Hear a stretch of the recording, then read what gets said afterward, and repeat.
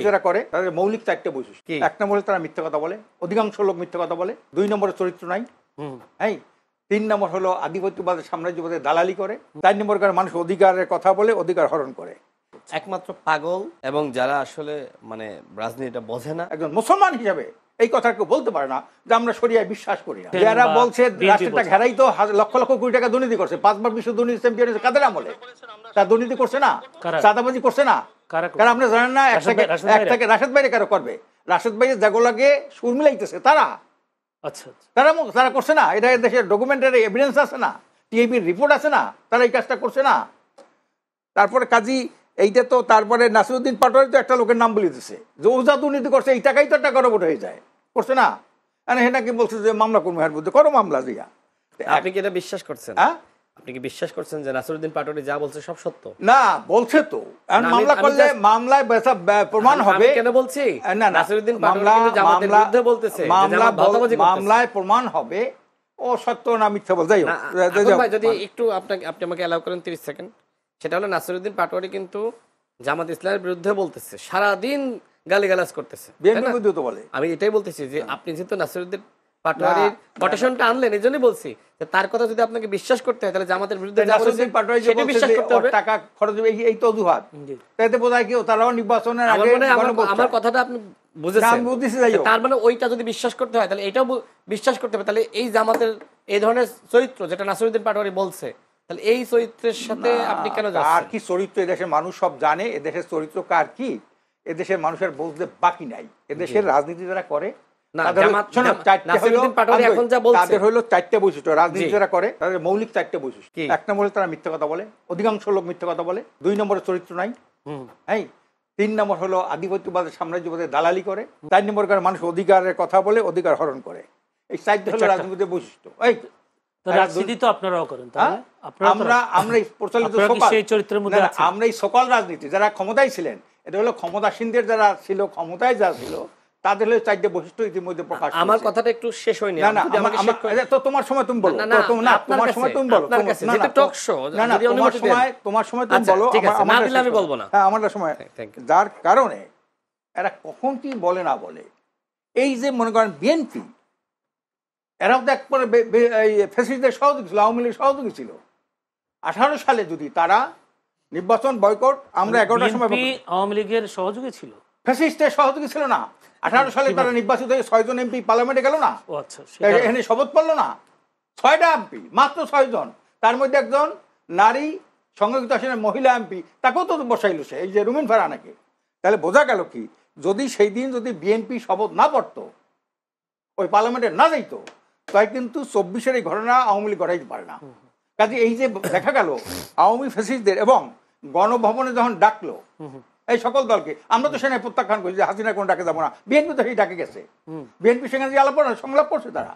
কাজে এই জন্যে কেটা কোন কথা বলে না বলে, এই তারপরে মনে করেন সুপ্পুর পদত্যাগ, এই সুপ্পুর পদত্যাগ কিন্তু বিএনপি চায় নাই। আমরা সবাই চাইছি সুপ্পুর পদত্যাগ, কিন্তু উনি ওরা যদি চাইতো, বিএনপি চাইতো সুপ্পুর পদত্যাগ হয়ে যাইতো। এসে অনেক ভালো লোক আছে, 100 টাইম বেটার লোক আছে। এই সাংবিধানের দোহাই দিয়া, অজুহাত দিয়ে তারা এটা, আওয়ামী লীগের নিষিদ্ধ তো তারা চায় নাই।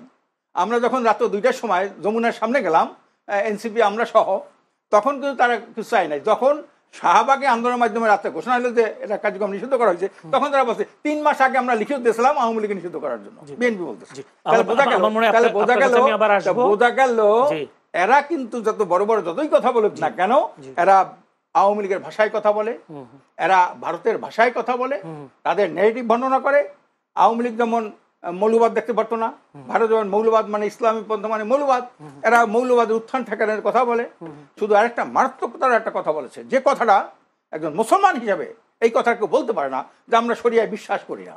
আমি নামাজ পড়েন না, এটা একটা ভিন্ন, আমি নামাজ পড়ি না, এটা ভিন্ন, কিন্তু নামাজ লাগে না, নামাজ বিশ্বাস করি না, তোমার তো কথা। একটা বিষয় চলে যাচ্ছে আমরা, এই সব কথা যারা বলবে, এই সব কথা যারা বলবে, তাদের রাজনীতি হলে উদ্দেশ্য প্রণীত এবং ব্যক্তি স্বার্থের জন্য তাদের রাজনীতি, তাদের রাজনীতি হলো খাই খাই রাজনীতি। আসলে এখন আমি একটা প্রশ্ন করি, যে নুরুল হক নূর, যিনি গণতন্ত্র পরিষদের সভাপতি, তিনি বলছেন রাজনৈতিক ফায়দা ও মানুষকে বিভ্রান্ত করার জন্য, নিজেদের ধান্দাবাজির জন্য গণভোটের দাবি জানানো হচ্ছে, অর্থাৎ নির্বাচনের আগে গণভোটের দাবি জানানো হচ্ছে। একইভাবে উনিও বলছেন যে নাসিরউদ্দিন পাটোয়ারি বলছেন যে যারা গণভোট আগে দাবি করে তারা ভাওতাবাজি করছেন। আর এই ভাওতাবাজিতে আপনারা তো নাসিরউদ্দিন পাটোয়ারির কথা কি বলা যায় যে আগে গণভোট দিলে টাকা খরচ হবে বেশি আলাদাভাবে, তাহলে উনি বললেন যে ওই নয়নের টাকাই তো একটা গণভোট হয়ে যায়, তাহলে বোঝা গেল সে আগে চায়, সে গণভোট আগে চায়, তাহলে টাকার চুরির কথা বলবে কেন? যারা বলছে টাকা খরচ হয় বেশি, এই কথাটা যদি হয় তাহলে ও বলবে কেন যে নয়নের টাকাই তো গণভোট হয়, টাকার কোনো চিন্তা নাই। যদি বাদ দেয় গণ অধিকার পরিষদের এই যে নুরুল হক নূরের কথা, এই নুরুল হক উনি বলছেন ধান্দাবাজি করছেন।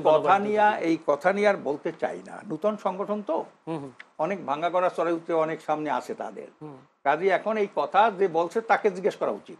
কাজে আমি নতুন সংগঠন বলে কি ওদেরকে জনপ্রিয়তা নেই না, এটা আগামীতে ভোটে প্রমাণ হবে তার জনপ্রিয়তা আছে না নাই, এটা আগামীতে ভোটে প্রমাণ হবে।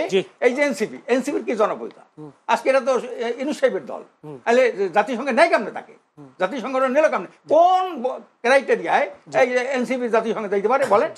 হ্যাঁ, কাজে এই যে বিষয়টা এটা মনে রাখতে হবে, জনপ্রিয়তা মানে কি জনগণের আস্থা অর্জন করে, এই না সেটা কেন কি এমন কি গণ অধিকার এমন কোন কাজ করলো, এনসিপি এমন কোন কাজ করলো জনগণ তাদের হুমড়েই পড়বে?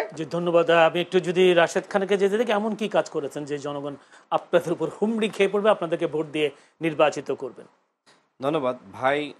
রাজনীতিবিদদের চরিত্র সম্পর্কে বলেছে, প্রথমত মিথ্যা বললাম। দেখেন, আমি যদি বলি একটা প্রশ্ন তার কাছে আমার, সেটা হলো যে তাদের একজন নেতা তিনি বক্তব্য দিয়েছিলেন যে এদেশে যদি কমিউনিস্টরা ক্ষমতায় আসে ইসলাম কায়েম করা যাবে, কিন্তু জামাত যদি কখনো ক্ষমতায় আসে ইসলাম কায়েম করা যাবে না। আমার প্রশ্ন হলো যে এই কথা তিনি দলের কেউ বলেছে? জি, দলের খুব শীর্ষ নেতা, ভাই জানে, সবাই জানে, কে জানে না, সবাই জানে। তো প্রশ্ন হলো এই কথা কি তিনি মিথ্যা বলেছিলেন না সত্য বলেছিলেন? আমি তার কাছে এই প্রশ্নটা করতেছি। না, কথা তো এক একজনে এক এক টাইমে বলতেই পারে। তখন যেটা ছিল যে ইসলাম কায়েম একদিন, আর ফেসিবাদ হটানো, ফেসিবাদ হটাইলে পরে হটানোর পরে আমরা ইসলাম কায়েম করবো। কিন্তু এখন ফেসিবাদের জন্য জামাতের সাথে যে আমাদের যারা নির্বাচনী সমঝোতা, এটা কিন্তু ফেসিবাদ আর আসতে না পারে, এই ভোট ডাকাতি হতে না পারে, একটা কার্যকর পার্লামেন্ট হতে পারে। এই জন্য কিন্তু আমরা এই যে এটা করেছি জামাতের সাথে, সেখানে কিন্তু আমাদের একটা পিয়ার পদ্ধতির দাবি কিন্তু আছে, লোয়ার হাউসে পিয়ার চাই। এই লোয়ার হাউসের পিয়ার তো এরাও এক সময় ছিল, এরাও তো ছিল পিয়ারের পক্ষে। এটা না আমি জিজ্ঞেস করতেছি, না এরপরে মিথ্যা ছিল না সত্য ছিল? না, উনি বলছেন রাজনীতি এটা বলেছিল এরপরে তাদের সাথেই ছিল না, তখন হয়তো বিভিন্ন সময় যেমন বাবু নবীর কথা বলে, এই জমিয়ত কথা বলে, জমিয়তে স্লোগান দিয়েছে, মানে সেটা একটা রাজনীতিক একটা স্ট্যান্ড করেছে। এটা তার কথা, এটা তার কথা। এটা বলতেছি যে তাদের সিনিয়র নায়েবে আমির আপনার ফয়জুল করিম এই কথা বলেছেন।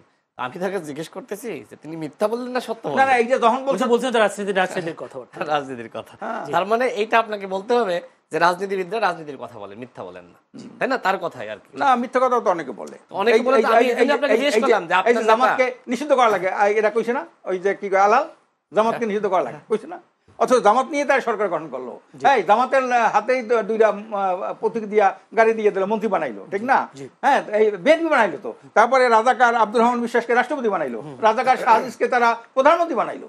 এরা আবার এখন জামাত নিষিদ্ধ চায় কেন? তার স্বাধীনতা বিরোধী। আমি মনে হয় একটু আসতে চাই রাশেদ খান। রাশেদ খান, যদি গণভোট নিয়ে নুরুল হক নূরের এই অবস্থান বা তার এই বক্তব্য, তিনি বলেছেন রাজনৈতিক ফায়দা, মানুষকে বিভ্রান্ত করা, ধান্দাবাজি করা, এটার জন্যই আসলে গণভোট চাওয়া হচ্ছে, এই গণভোট আগে চাওয়া হচ্ছে কেন? তার মনে হচ্ছে যারা গণভোটের দাবি করছেন তারা ধান্দাবাজি করছে। একমাত্র পাগল এবং যারা আসলে মানে রাজনীতিটা বোঝে না, তারা ছাড়া কেউ বলতে পারে না যে জাতীয় নির্বাচনের আগে গণভোট দাও। মানে কেন বলতেছি শোনেন, সময় হাতে 3 মাস। আরে সরকারের তো ফিটনেস নাই, এই সরকার তো দুর্বল, ইতিহাসের দুর্বল সরকার। তো এই সরকারের কাছে আপনি 2টা নির্বাচন কিভাবে চান?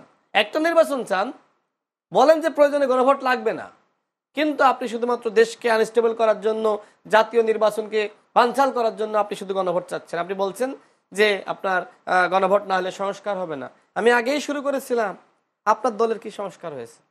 আপনার দলের নেতৃত্বের কি পরিবর্তন হয়েছে? আপনি তো পরিবর্তন দেশের করতে চান, আগে নিজেরটা করতেন। আপনার নেতৃত্বের কেন পরিবর্তন হয় না? বছরের পর বছর কেন একই লোক আমির থাকে, প্রেসিডেন্ট থাকে, সভাপতি থাকে, কেন? আজকে তো সভাপতি আমির, আমি সেটাই বলতেছি, এটা কি সিস্টেম? ওরা তো গোপন ব্যালটে নাকি ভোট হয়েছে, গোপন ব্যালট, তাই না? তো আপনি আবার সিসি ক্যামেরা চান কেন ইয়েতে? আপনার নির্বাচনে কেন সিসি ক্যামেরা দেন না? আপনি যেটা করতে পারবেন না, তাহলে অন্যকে দিয়ে সেটা করাইতে কেন চান? মানে আপনি বলছেন যে দল, তো দলের মধ্যে গণতন্ত্র লাগবে না? এটা কি সংস্কার না? সংস্কার কি না? গণতন্ত্র না, জি ভোট তো হয়, গোপন ভোট হয়। এই ভোটের মানে জনগণ তো জানে না যে কি ভোট হয়। আমি জাস্ট কথার কথা বললাম যে সংস্কার করতে হলে দলের করেন, দেশের করেন, সব জায়গায় করেন। মানে আপনি উপরে এক কথা বলবেন আর ভিতরে একটা লালন করবেন, এটা হইতে পারে না। আপনার প্রশ্নটা যদি আবার বলতেন। যে প্রশ্নটা হচ্ছে যে ওই গণভোট এটা এক ধরনের ধান্দাবাজি, সেটাই দেখেন নুরুল যে ভাই বললো না যে রাজনৈতিক অনেক বক্তব্য হয়, তো রাজনৈতিক অনেক বক্তব্য আসে, তাই না? তো এই রাজনৈতিক বক্তব্য নানান প্রেক্ষাপটে, নানান মোমেন্টামে, নানান ধরনের আসে। তো সেই জায়গা থেকে নুরুল বলেছে যে আগে গণভোট বাস্তবসম্মত নয়, যেহেতু আমাদের হাতে আছে সময় মাত্র 3 মাস। এই 3 মাসের ভিতরে এই ফিটনেসহীন এই সরকারের মাধ্যমে কোনোভাবে এনজিও মার্কা সরকারের মাধ্যমে 2টা নির্বাচন সম্ভবপর নয়, বরং 2টা সম্ভব। ফিটনেসবিহীন এই সরকারের মাধ্যমে একটাও কঠিন, তারপরে তো করতে হবে সংস্কার। আপনি বলছেন তো সেই সংস্কারের সবথেকে গুরুত্বপূর্ণ উপাদান হলো নির্বাচন, তো সেই নির্বাচনটা আপনি করবেন না? একটা হয়তো কিছুটা হলে আমরা যদি সবাই মিলে সহযোগিতা করি সম্ভব, 2টা সম্ভবপর নয়। এই জন্য নুরুল হক নূর বলছে যারা আসলে জাতীয় নির্বাচনের আগে যারা আসলে গণভোটটা চাচ্ছে তাদের ভিতরে এক ধরনের ধান্দাবাজির ক্যারেক্টার আছে, যে তারা আসলে বানচাল করতে চায় জাতীয় নির্বাচনটা। তবে আমি মনে করছি কেউ মনে করছেন গণ অধিকার পরিষদ বিএনপির সাথে ভিতরে ভিতরে জোট করেছেন, সেজন্য এখন বিএনপি সুরে কথা বলছে। কেউ বলতে কি জামাত ইসলাম মনে করছে। না উনি তো বললেন। আচ্ছা ঠিক আছে, ওনারটা বাদ দিলাম, উনি সবসময় স্বতন্ত্র ছিলেন। আওয়ামী লীগের সাথে যাননি, জামাতের সাথে যাননি, জাতীয় পার্টির সাথে যাননি, এরপরে আপনার বিএনপির সাথে যাননি, ভালো কথা, তিনি স্বতন্ত্র, তিনি সাইলেন্ট থাকুন। আমি বলি জামাতের কথা, জামাত 18 সালের নির্বাচনে কি ধানের শীষে ইলেকশন করে নাই? করছে। জামাত 1 থেকে 6 বিএনপির সাথে ছিল না। বিএনপির যত বিতর্ক বলেন ওই আমার প্রশ্ন সেখানে না, আমি শেষ করি, মানে আপনারা কি জোরে যাচ্ছেন কিনা প্রশ্ন হচ্ছে ওই জায়গায়। উত্তর দেব, আপনি নির্বাচন করতেই পারেন যদি কি আসতেছি। দেখেন 1 থেকে 6 পর্যন্ত বিএনপির অনেক বিতর্ক, যেটা ভাই বলেন দুর্নীতিতে চ্যাম্পিয়ন বা অনেক কথা, কিন্তু কখন চ্যাম্পিয়ন হয়েছে? আওয়ামী লীগ যখন দুর্নীতি করতে করতে অবস্থা খারাপ, পরবর্তী বছর যে রিপোর্ট হয়েছে আওয়ামী লীগের সমস্ত অপকর্মের রিপোর্ট ওই বিএনপির আমলে চলে এসেছে। দুর্নীতিতে চ্যাম্পিয়ন বিএনপিকে দেখানো হয়েছে যে বিএনপির সময়ে দুর্নীতিতে চ্যাম্পিয়ন, বিএনপির সময় দুর্নীতিতে চ্যাম্পিয়ন বিএনপি হয়েছে না আওয়ামী লীগ হয়েছে? বরং ওই আওয়ামী লীগ হয়েছে বিএনপির সময় দুর্নীতিতে চ্যাম্পিয়ন, যে আওয়ামী লীগের আমলে এই ধরনের দুর্নীতি হয়েছে। কোথায় 5 বার? ধন্যবাদ। আমি বিরতি দিচ্ছি।